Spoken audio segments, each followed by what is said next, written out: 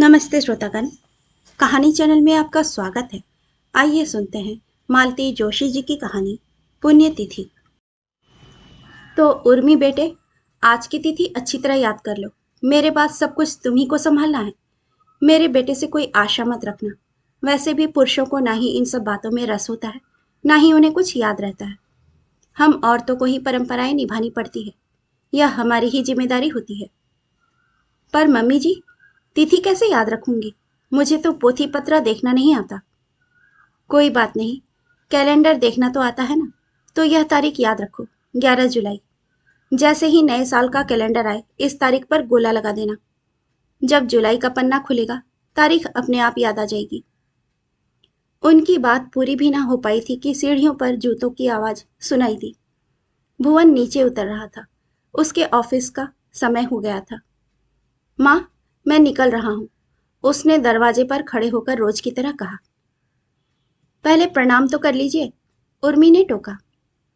प्रणाम? किसे? मम्मी जी, आप ठीक कह रही थी। इन लोगों को कुछ भी याद नहीं रहता। अरे आज पापा जी की पुण्यतिथि है ना।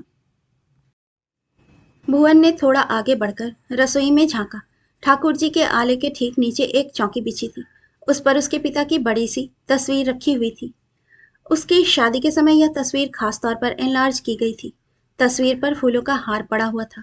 सामने अगरबत्ती जल रही थी। रसोई घर का फैलारा किसी महाभोज का ऐलान कर रहा था। भुवन ने आग्नेय नेत्रों से माँ को घूरा। वह सिर नीचा करके आलू छीलने लगी। उर्मी लगातार उसे घूरे जा रही थी। वह असहज हो उठा। घुटी सी आवाज में बोला, जूते पहने हुए हूं ना, बाहर से ही नमस्कार कर लेता हूँ। और वह पलट कर चल दिया। पता नहीं प्रणाम किया भी कि नहीं। किया ही होगा, नहीं तो उर्मी उसे छोड़ती नहीं। हमारी ही गलती हो गई। जूते पहनने से पहले उसे याद दिलानी थी। उन्होंने कहा और विषय समाप्त कर दिया। ज्यादा सोचने के लिए समय भी कहाँ था। रसोई में कितना तो काम पड़ा था। ठीक 12 बजे रिक्शे में सामान लदवाकर दोनों आश्रम की ओर चल पड़ी। बहू की मदद से उन्होंने अपनी मर्जी का सब कुछ बना लिया था। खीर, पूड़ी, सब्जी, पुलाव और मुंगौड़े। मन प्रसन्न था। आश्रम पहुंचकर उन्होंने सेवकों से सामान उतरवाया और भोजन कक्ष में रखवाया। फिर बहू को लेकर स्वामी जी के कक्ष में गईं। स्वामी जी ने बहू को ढेर सारा आशीर्वाद दिया। फिर उसी रिक्शे में बैठकर दोनों घर लौटी। रास्ते में बहुरानी ने कहा, मम्मी जी, आप ये बहुत ही अच्छा करती हैं। इन लोगों को खिलाकर कितनी तृप्ति मिलती है ना। वैसे तो बेटा ये काम बेटे के करने के हैं, पर भुवन कभी पढ़ाई के लिए कभी नौकरी के लिए बाहर ही रहता आया।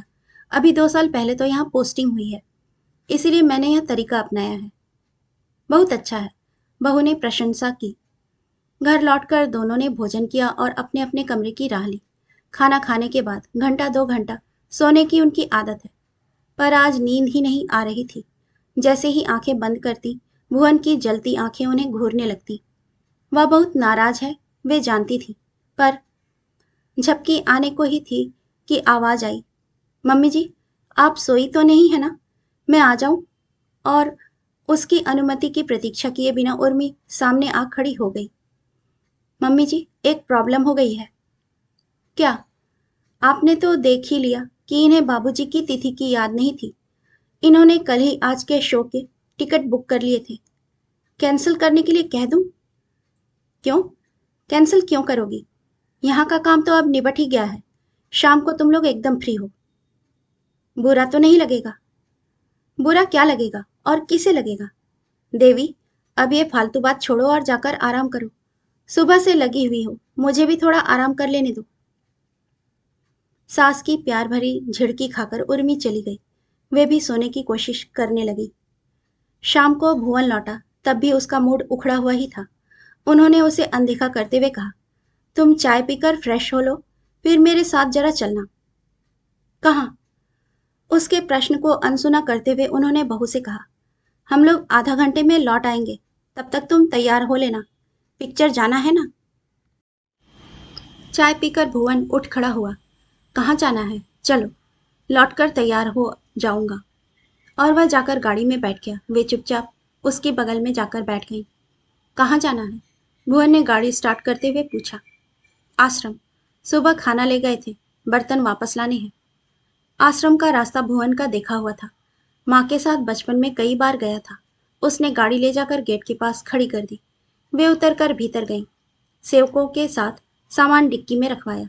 वह चुपचाप बैठा टुकुर टुकुर देखता रहा, लेकिन जब स्वामी जी गेट पर आए तो उतरना पड़ा, प्रणाम भी करना पड़ा। स्वामी जी ने आशीर्वाद दिया और भुवन की माँ से कहा, बहन जी, आपके घर में तो साक्षात लक्ष्मी नारायण विराज रहे हैं।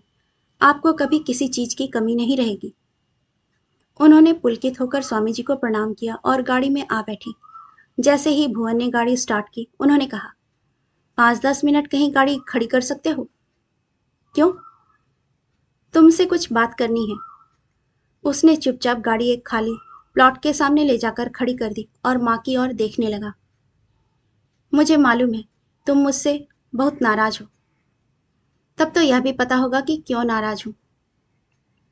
उन्हें चुप देखकर उसने कहा, आज तुम पर अचानक ये क्या भूत सवार हो गया था? अचानक क्यों? मैं तो हर साल करती हूँ। बस तुम्हें अच्छा नहीं लगेगा, यह सोचकर चुपचाप कर लेती थी। फिर आज ही हंगामा मचाने की क्या जरूरत थी? बेटा, घर में नई बहू आई है।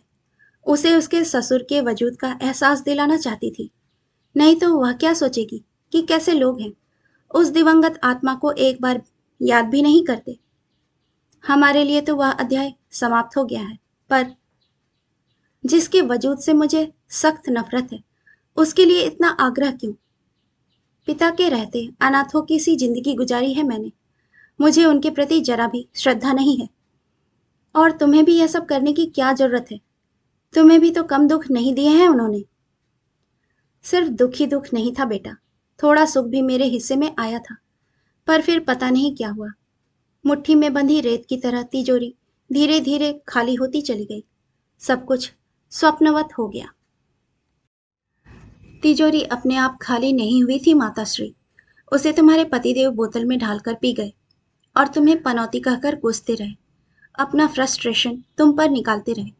छोटा था तो क्या हुआ, मुझे सब कुछ याद है। इसीलिए तो तुम्हें मामा के यहाँ भेज दिया था। यह सब देखने सुनने की उम्र नहीं थी तुम्हारी। दूर था, फिर भी तुम्हारे किए का एहसास था मुझे। बीए पास थी तुम, पर तुम्हें नौकरी करने की इजाजत नहीं थी। खानदान की प्रतिष्ठा का सवाल था। फिर तुमने खर्च को पाटने के लिए टिफिन का कारोबार शुरू किया। मोहल्ले वालों को पार्टी के लिए बर्फी और लड्डू बनाकर देने लगी। लोगों के स्वेटर बुनने लगी। इससे भी पूरा नहीं पड़ा तो तुमने ऊपर के कमरे कॉलेज के लड़कों को किराए पर उठा दिए। बाप रे, क्या हंगामा हुआ था तब। हंगामा इसीलिए कि वे लड़कों को रखने के पक्ष में नहीं थे। वे चाहते थे कोई परिवार आकर रहे, पर मैं इसके खिलाफ थी। परिवार आता तो घर की कोई बात दबी ढकी नहीं रहती, क्योंकि औरतों की दृष्टि बड़ी तीक्ष्ण होती है। उनसे कोई बात छिपी नहीं रहती, न उनके पेट में कोई बात पचती है। इससे तो ये लड़के अच्छे, किसी पचड़े में नहीं पड़ते, अपनी पढ़ाई में अपने दोस्तों में मस्त रहते हैं। ऊपर से उनका टिफिन का काम भी मुझे मिल गया था। पर उन लड़कों को लेकर तुम पर कैसे कैसे लांछन लगाए गए थे। छुट्टियों में आता तो लगता, उफ, किस नरक में आ गया हूँ। सोचता ये नरक ज्यादा बुरा है या मामा वाला। अजीब सांसत में जान थी मेरी। जिस दिन इस शख्स की मृत्यु का समाचार मिला, वह मेरी जिंदगी का सबसे खुशनुमा दिन था। जेल से छूटे कैदी की तरह मैं भागकर यहाँ आ गया था, फिर लौट कर नहीं गया। मामा कहते रह गए कि हायर सेकेंडरी तो पूरी कर लो। मैंने कह दिया, माँ अकेली हैं, जो कुछ पढ़ना है यहीं रहकर पढ़ूंगा। उर्मी ने कभी पूछा नहीं कि शहर में सारी सुविधाओं के होते हुए तुम वहां पढ़ने क्यों गए। मैंने कह दिया था कि मामा प्रोफेसर थे, घर में पढ़ाई का वातावरण था, यहाँ तो बस दुकानदारी का माहौल था। सच बात नहीं बताई। क्यों? मैं उसकी दया या करुणा का पात्र नहीं बनना चाहता था। मतलब तुम अपनी इमेज खराब नहीं करना चाहते थे, यही ना? तो बेटा, मैं भी तो वही कर रही हूँ। कैसे? देखो बेटा, यह लड़की भरे पूरे परिवार से आई है। उसके घर में परंपराओं का निर्वाह होता है, वहां रिश्तों में मिठास होती है, संबंधों की मर्यादा होती है। ऐसे संस्कारों में पली लड़की को अगर पता चला कि तुम अपने पिता का तिरस्कार करते हो, तो उसके मन में अनजाने ही तुम्हारे प्रति अश्रद्धा का भाव उत्पन्न होगा। जब उसे इस नफरत का कारण पता चलेगा, तो तुम्हारे पिता के प्रति अनादर और अनास्था उपजेगी। ऐसे में उसके मन में घर के प्रति आदर और आस्था कहाँ से आएगी।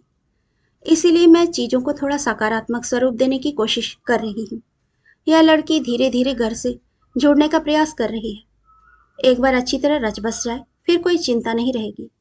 फिर सच्चाई पता चल भी गई तो कोई फर्क नहीं पड़ेगा, और सच्चाई तो एक ना एक दिन पता चलनी ही है। तुम्हारे मामा पक्ष के और चाचा पक्ष के लोग तो उधार बैठे हैं कि कब बहुरानी पकड़ाई में आए और कब उसे सारा कच्चा चिट्ठा सुनाए। इसलिए मैं अभी तुम लोगों को कहीं भेजने के पक्ष में नहीं हूँ। सारे निमंत्रण मैंने ठंडे बस्ते में डाल दिए हैं। बोलते बोलते उन्हें अजीब सी थकान हो आई। सिर को पीठ की टेक लेकर उन्होंने आंखें मूंद ली। गाड़ी कब वापसी के रास्ते पर चल पड़ी उन्हें पता ही नहीं चला। घर पहुंचकर जब भुवन ने दरवाजा खोला तब वे अपनी तंद्रा से जागी। बहुरानी सज संवर कर दरवाजे में खड़ी थी। पति का चेहरा देखते ही बोली, आप बहुत थके हुए लग रहे हैं, आज रहने देते हैं, फिर कभी चले चलेंगे। वह थका हुआ नहीं है, उन्होंने डपट कर कहा, बस थोड़ा उदास हो गया है, इसीलिए तुम लोगों का जाना बहुत जरूरी है, थोड़ा तरोताजा होकर लौटोगे। भुवन जब तैयार होकर नीचे उतरा तो दोनों को साथ देखकर उनकी आंखें जुड़ा गई। स्वामी जी के शब्द याद आए, बहन जी, आपके घर में तो साक्षात लक्ष्मी नारायण विराज रहे हैं, आपको कभी किसी चीज की कमी नहीं रहेगी। डर लगा कि कहीं अपनी ही नजर ना लग जाए। हे प्रभु, रक्षा करना। कितने तूफानों के बाद तो यह शांति नसीब हुई है। बच्चों को विदा करके गेट बंद करते हुए उन्होंने मन ही मन कहा, बेटा, यह सच है कि उस आदमी ने मुझे बहुत दुख दिए हैं, पर एक सबसे बड़ा सुख दिया है, तुम जैसा होनहार और संस्कारवान बेटा दिया है। उनका यह उपकार मैं कभी भूल नहीं सकती। उनका यह कर्ज मुझ पर सदा रहेगा, इसीलिए साल में एक बार उन्हें याद कर लेती हूँ। कहानी सुनने के लिए आपका धन्यवाद।